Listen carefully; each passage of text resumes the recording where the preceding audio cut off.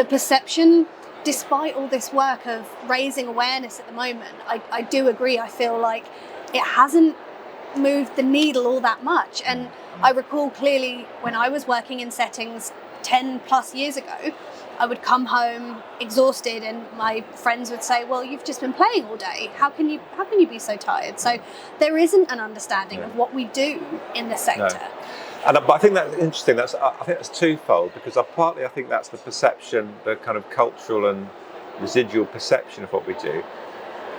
And I hesitate to say it, but I will say it. I also think as a community, as a sector, we don't always do ourselves favours in the way we portray and represent ourselves. And I was, as you were, I was an early years educator for many years, and I think you do develop a siege mentality, because what you do is put under so much spotlight, so much pressure, and so much misunderstanding.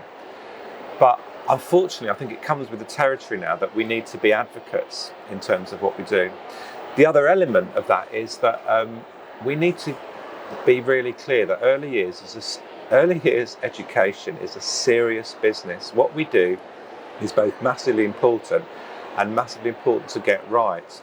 So actually, the intensity of being an early years educator and the decisions you take and the repertoires that you have and all the exhausting nature of how that is because getting it right for early children is so difficult, but also so critical.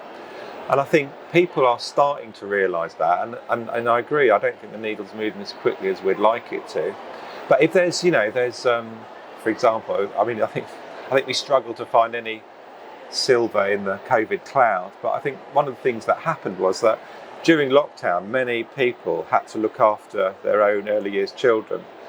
And I think that has built a momentum of respect for what we do, because they would have one child and that we would have, as educators, we would have 20, 30 children with, a couple of other adults possibly, and so on.